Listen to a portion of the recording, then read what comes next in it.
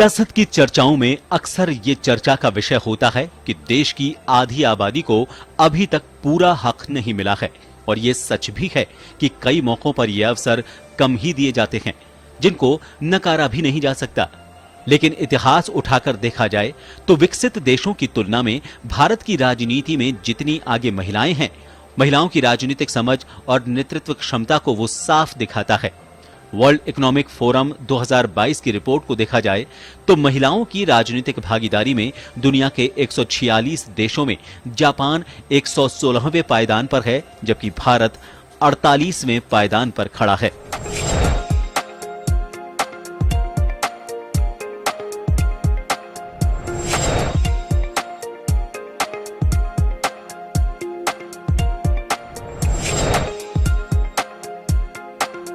यूं तो महिलाओं के लिए राजनीति कम चुनौती का काम नहीं है।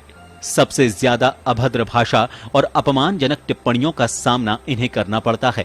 वहीं आंकड़े बताते हैं कि ऑनलाइन दुर्व्यवहार भी कुछ हद तक इन्हें ज्यादा झेलना पड़ता है।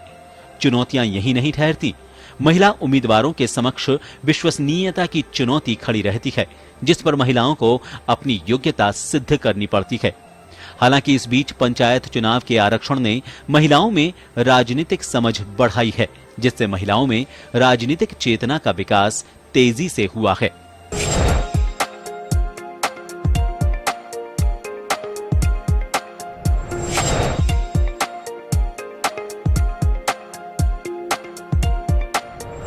देश की आधी आबादी के लिए राजनीति में छाप छोड़ना आसान नहीं रहा है। रास्ता कांटों भरा रहा तो वहीं चुनौतियां भी अपार रही, लेकिन फिर भी चुनौतियों के भंवर के बीच महिलाओं ने शिखर छूकर खुद को सिद्ध किया है। ब्यूरो रिपोर्ट, जन टीवी।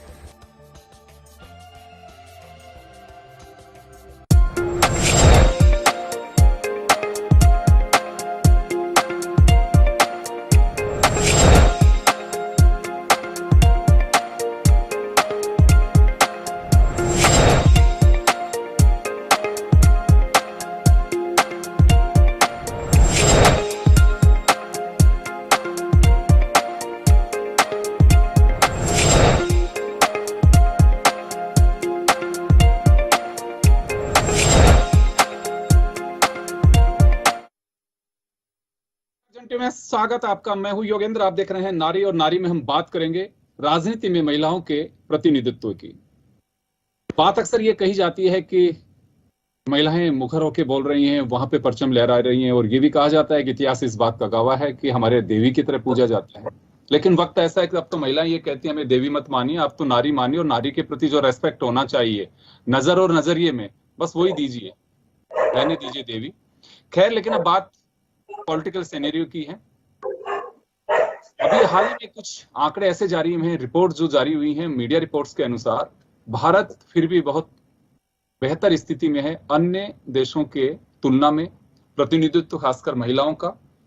लेकिन प्रतिनिधित्व अभी कैसा? रिपोर्ट के अनुसार पंचायती राज और स्थानीय निकाय में जहां आरक्षण मिला हुआ है, लेकिन क्या वास्तव में ये सफिशिएंट है? बड़ा सवाल यह है कि जहां से विधायिका नियम कानून बनते हैं वहां कितना दखल है महिलाओं का?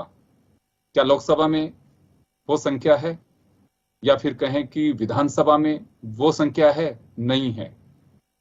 कुछ चीजें आज भी महिला को हमेशा ये साबित करना होता है, वो चाहे परिवार से निकल करके रिजर्वेशन के माध्यम से विधायक बने, पार्षद बने, सरपंच बने, प्रधान बने, ये साबित करना होता है कि आप कर तो लोगी ये काम, अक्सर पूछा जाता है। लेकिन हमें भरोसा रखना चाहिए, और भरोसे और जिद्द की वजह से है कि महिला अपने आप को साबित कर पाती हैं। खैर, 33% आरक्षण का आज भी इंतजार है। तो आरक्षण से जुड़े मुद्दे की भी मैं बात इस वजह से कर रहा हूं कि स्थानीय निकाय और पंचायती राज, हमारे साथ जो अतिथि हैं उनमें दो चेहरे ऐसे हैं। हमारे साथ में शील दावाई जी, जयपुर की पूर्व महापौर, 2 बार मेयर ये बनी है। शमा बानो जी हमारे साथ राजस्थान के उस सुदूर क्षेत्र से हैं जिसे हम रेगिस्तान कहते हैं, वहां के प्रधान हैं। और हमारे साथ शेफाली जी हैं जो राजनीति विज्ञान की प्रोफेसर हैं। सभी का स्वागत है। मैं शील जी आपके पास आना चाहूंगा, राजनीति का लंबा एक्सपीरियंस आपको, और आप 2 बार जयपुर के मेयर रहने का सौभाग्य आपको मिला है। किस तरह से देखें हम कि जो प्रतिनिधित्व आज भी है, एक बात तो ये होती है कि चलिए ठीक है, फिर भी हम अन्य देशों की तुलना में, लेकिन क्या ये हम मान के चल सकते हैं कि अन्य देशों की तुलना में महिलाओं का जो प्रतिनिधित्व भारत में है वो बिल्कुल संतोषजनक है, या कहें कि इससे बेहतर क्या हो सकता है? योगेंद्र जी, सबसे पहले तो मैं आपको धन्यवाद देना चाहती हूँ। आपने आज जो एक मुद्दा उठाया है, निश्चित तौर पर इस पर बहुत गंभीरता पूर्वक विचार करने की आज सभी को बहुत आवश्यकता है। 74वां संविधान संशोधन के तहत 33% महिलाओं को आरक्षण सुनिश्चित किया गया। आरक्षण भी महिलाओं को दिया गया। पंचायतों में भी चुन के आई, निकायों में भी चुन के आई, विधानसभा में हालांकि 33% कंपलसरी नहीं किया गया, उनको रिजर्वेशन नहीं दी गया, लोकसभा में भी नहीं दिया गया। लेकिन हम ओवरऑल समीक्षा करके देखें तो एक प्रश्न सबके सामने ये उठता है कि हमने रिजर्वेशन दे दिया, क्या उसका फायदा बहनों को मिल रहा है कि नहीं? वो अपने हक का प्रयोग कितने % तक कर पाती है? जहां तक मैं अपनी बात कहूँ, आपने अनुभव की भी बात की है, तो मुझे लगता है कि पंचायतों की जो स्टार्ट है वहां पर उतना उनको हक नहीं मिल पाया है।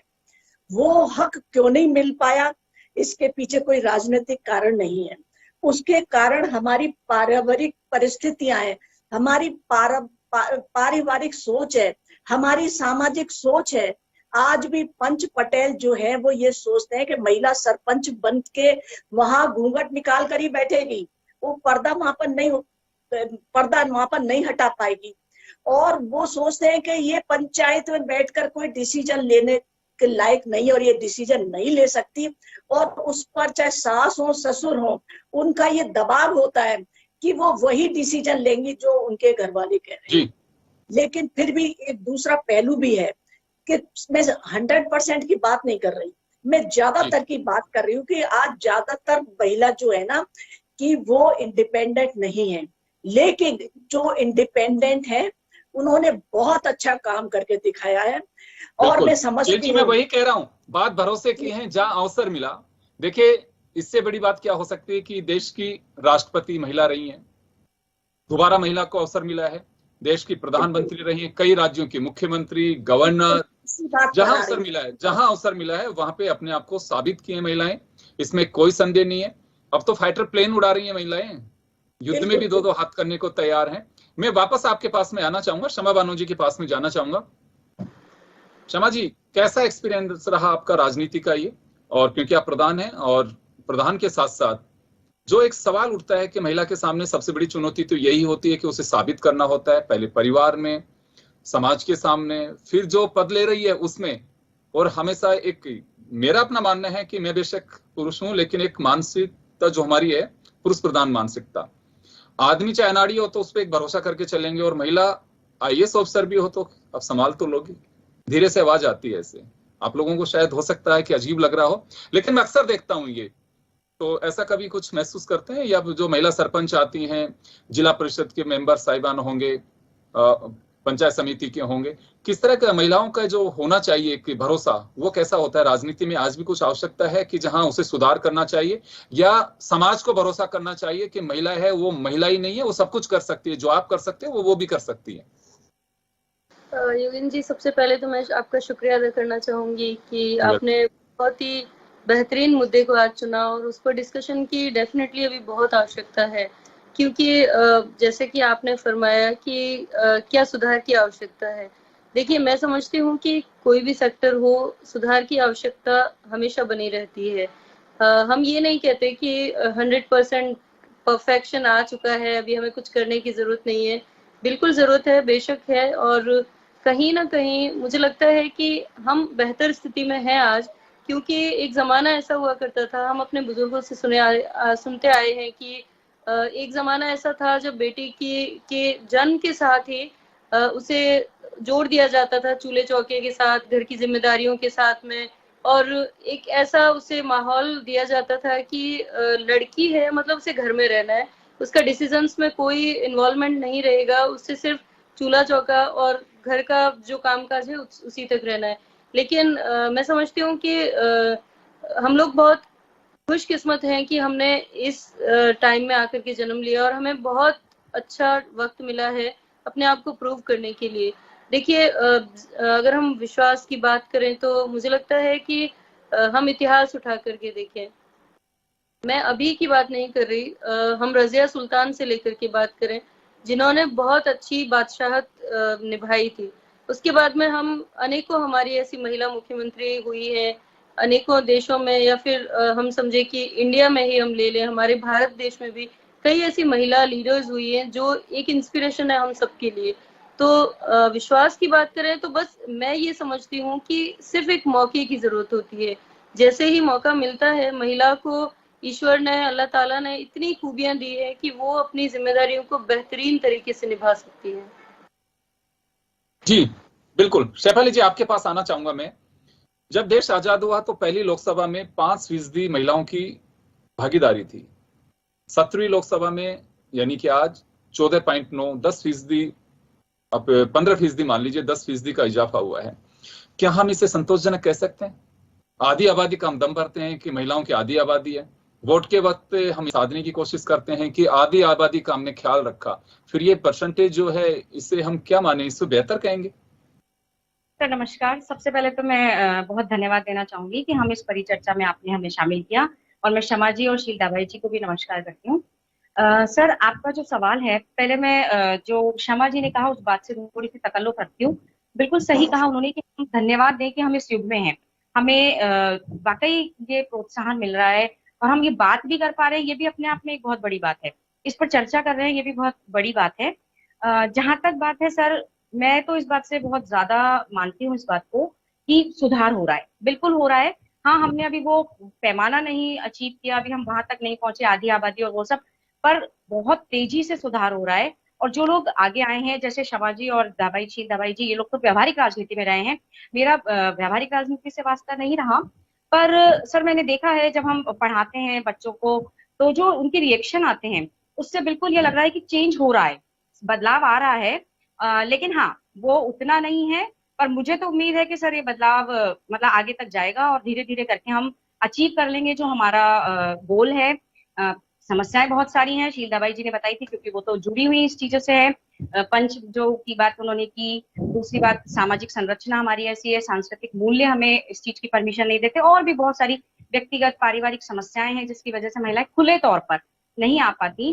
पर जब मौका मिलता है तो कोई मौका वो छोड़ती भी नहीं है कि वो अपने आप को प्रूव ना कर सके। तो संतोषजनक तो नहीं कहेंगे सर कि हमने वो अचीव कर लिया, पर लेकिन फिर भी बेहतर कह सकते हैं।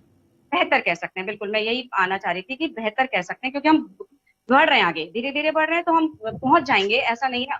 आशावादी होना चाहिए सर। हाँ, चीजें बहुत सुधरने को है, गुंजाइश बहुत है और बहुत कुछ करना भी है अभी। पर सर सबसे पहले मानसिकता में बदलाव लाना जरूरी है, जो पुरुष प्रधान मानसिकता है उसमें बदलाव लाना जरूरी है। शिक्षा का स्तर जो है उसको भी थोड़ा सा चेंज करने की आवश्यकता है। तो ये चीजें मुझे लग रहा है कि अगर हम ग्राउंड लेवल से करेंगे, सब मिलकर सहभागिता निभाएंगे तो हम कर लेंगे। मतलब बेसिक चीजें चेंज करेंगे तो आगे तक हम जा पाएंगे। मेरा यह है कि हम संतोषजनक स्थिति में हैं।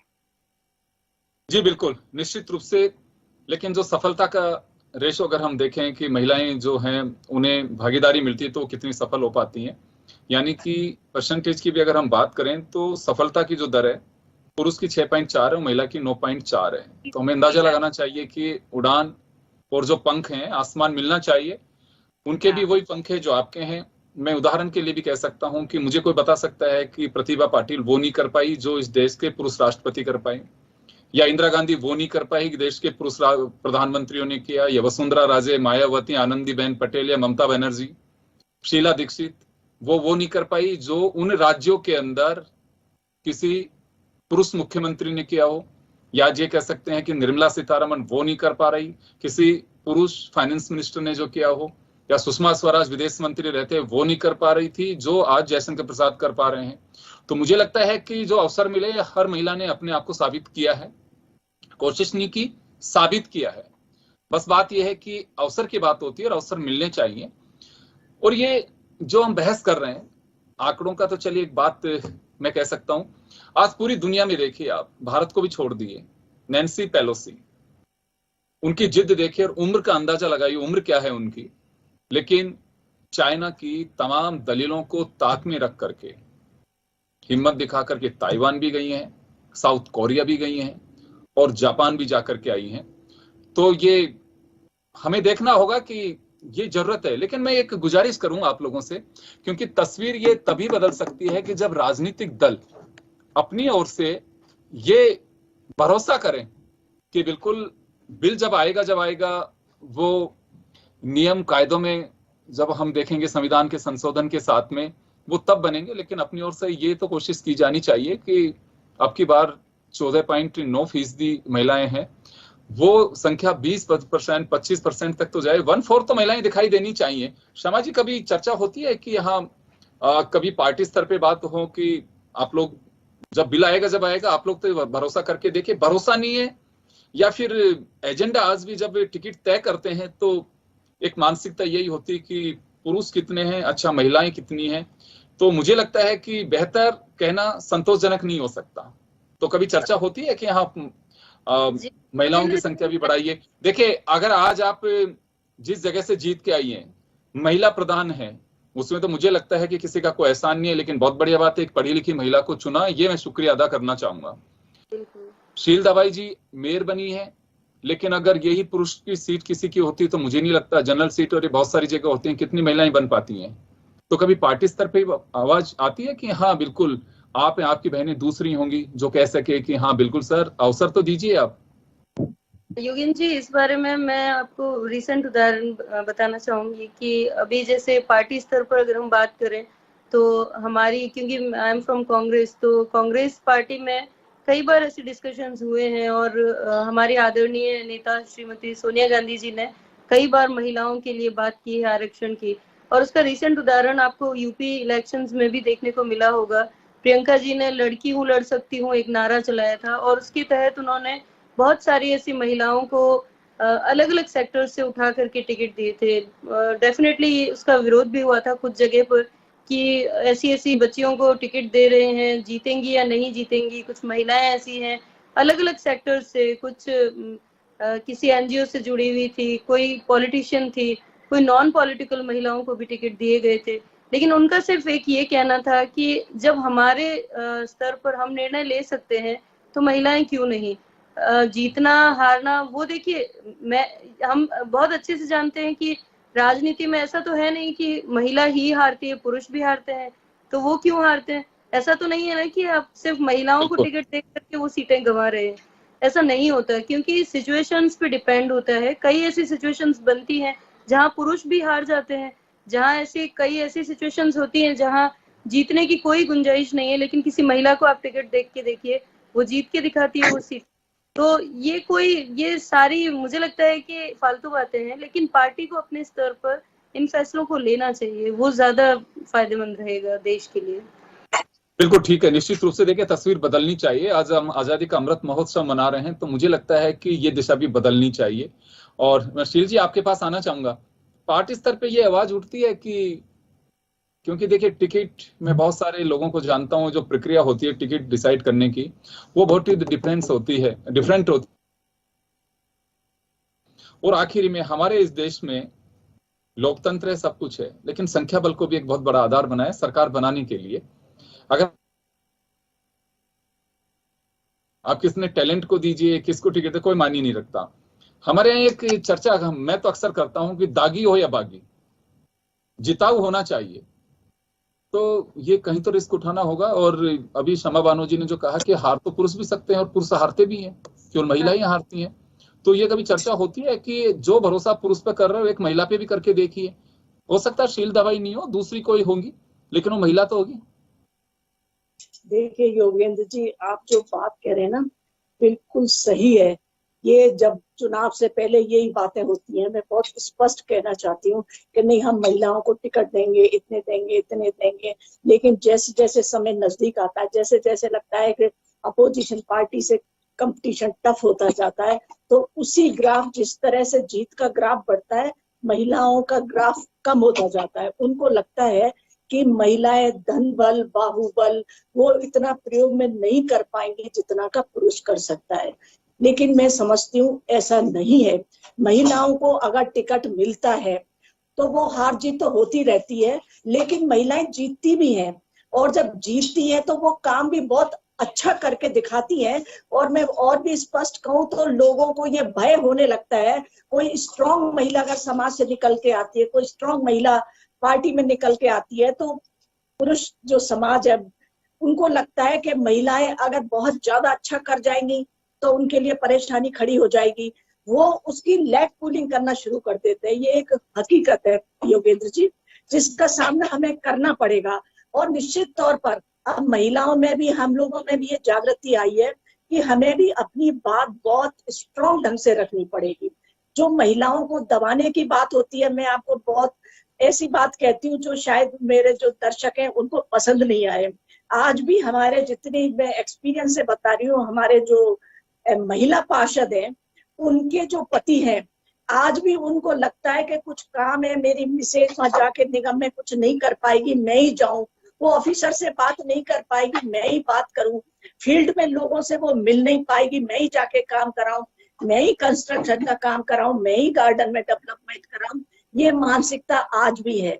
मैं स्पष्ट बताऊं योगेंद्र जी, आप कहते हैं ना चेंज कैसे होना चाहिए, महिलाओं को कैसे स्वतंत्रता मिलनी चाहिए। मैंने अपने ऑफिस के बाहर एक बोर्ड लगा दिया था जिसमें मैंने ये नोटिस लगा दिया था कि महिला पार्षद पतियों का ऑफिस में प्रवेश निषेध है। वार्ड के कार्यों के लिए महिला पति का प्रवेश निषेध है। इसका योगेंद्र जी बहुत विरोध हुआ। आज जो दर्शक सुन रहे होंगे, कुछों को ये बात बुरी लग सकती है, लेकिन मैंने बहुत कठोरता से इसे पालन किया।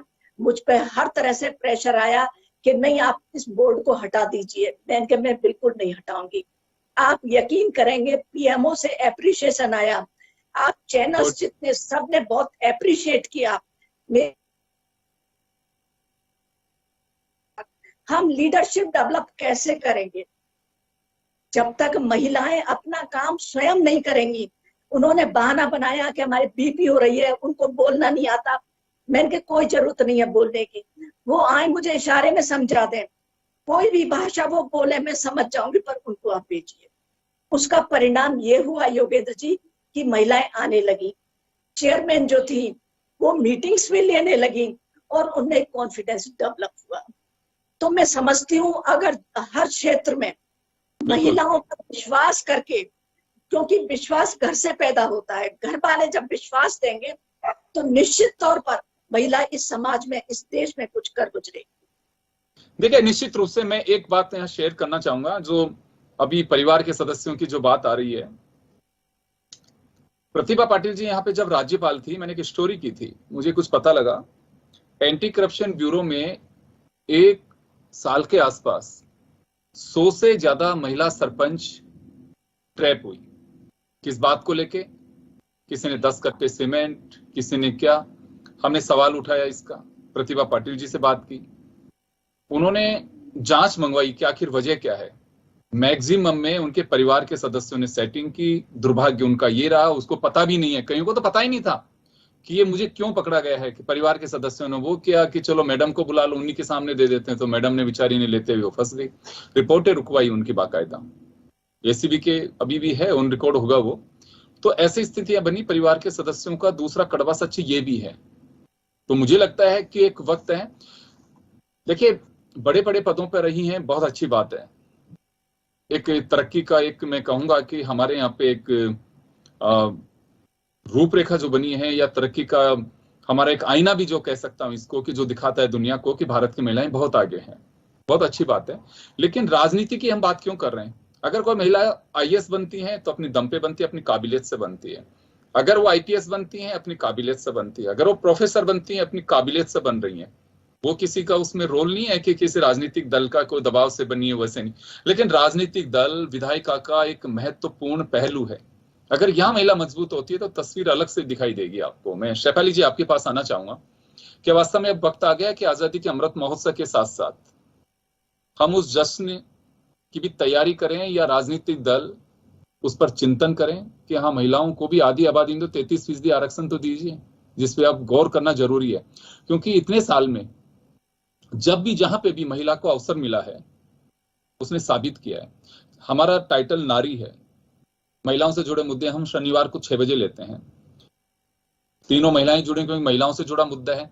लेकिन मेरे दर्शक इस वक्त देख रहे होंगे कि जिस मुद्दे पर अगर पुरुष भी बैठे होते हैं यहाँ पे, तो शायद हो सकता है कि आप जो बेहतर तरीके से अपने आप को प्रेजेंट कर पा रही हैं और बोल पा रही हैं, शायद वो नहीं कर पाते हैं। तो मैं यही कहना चाहूंगा कि अवसर जहां जिसको मिला है उसने अपने आप को साबित किया है। तो अभी क्या वास्तव में वक्त आ गया कि राजनीतिक दलों को भरोसा करना चाहिए और जो हक है वो उन्हें मिलना चाहिए। आधी आबादी को आधा हक नहीं दे रहे, 33% तो अब उनका बनता है। क्या वक्त आ गया अब वास्तव में पॉलिटिकल पार्टीज को और पार्लियामेंट को डिसीजन करना चाहिए अब इस पे? जी सर, ये यहाँ पे मैं पूरी तरह से आपसे सहमत हूँ। बिल्कुल अब वक्त आ गया है, क्योंकि हमने प्रूव कर दिया। हमारे अमृत महोत्सव मना रहे हैं आजादी का, हमने इतने साल में महिलाओं ने सब प्रूव किया। और आपकी बात बिल्कुल सही है, IPS IAS ये जो भी महिलाएं प्रोफेसर बनती हैं सब अपने अपने दम पे। राजनीति एक अलग स्फीयर है, राजनीति में आना बहुत सारे फैक्टर्स भी हैं उसमें, क्योंकि अपने आप में सर राजनीति एक अच्छा मतलब उसको उस नजरिए से भी नहीं देखा जाता महिलाओं की दृष्टि से। तो मेरा यही है कि मैंने पहले भी यही बात कही थी कि हम पहले एक बार थोड़ा सा सुधार की बात करें, हम ग्राउंड लेवल से सुधार करने की कोशिश करें। और सच में अब बहुत जरूरत है कि हम 33% आरक्षण हमारी विधानसभाओं में, हमारी संसद में महिलाओं को दें, क्योंकि ये बिल्कुल निश्चित बात है कि महिलाएं मौका पड़ने पर पुरुष से ज्यादा है। और मैं ये भी कहना चाहूंगी सर, बिल्कुल सही कहा आपने कि अगर हम आज इस डिबेट में अगर पुरुषों को शामिल करें तो सर इस डिबेट में पुरुषों का शामिल होना ज्यादा जरूरी है। बिल्कुल उनका शामिल होना बहुत समसामयिक है, क्योंकि उन्हीं की बात निकल कर आएगी तभी हम अपनी बात को और अच्छे से कह पाएंगे कि उनकी क्या सोच है इसको लेकर, क्योंकि जो नहीं हो पा रहा वो बहुत हद तक उन्हीं की वजह से नहीं हो पा रहा। तो इसलिए उनकी राय जानना ज्यादा जरूरी है और उसको सॉर्ट आउट करके हम इस लेवल तक पहुंचे। हमें 100% हमको इस मतलब ये जो अचीव है उसको करना है। 33% आरक्षण आवश्यकता भी है और जरूरी भी है, इसलिए क्योंकि महिलाएं अलग अलग मोर्चों पर अपनी बात साबित कर चुकी हैं। पारिवारिक दृष्टि से देखें तो परिवार को बहुत अच्छे से संभालती हैं, कार्य क्षेत्र में जहाँ पे भी वो काम कर रही है वहां कर रही हैं, और राजनीति में भी सबने अपने अपन ने इतने सारे उदाहरण की बात करी, सब जगह बहुत अच्छे से कर रही हैं। तो एक अलग जज्बे के साथ, एक अलग जोश के साथ महिलाएं जो है वो काम करती हैं। तो मैं तो बिल्कुल इस बात से सहमत हूँ कि अब जरूरत है, अब समय आ गया है कि हमें बिल्कुल इस चीज की ओर जाना चाहिए, बिल्कुल 100% जाना चाहिए सर। जी चलिए, समय कम है, मैं शमा जी आपके पास आना चाहूंगा।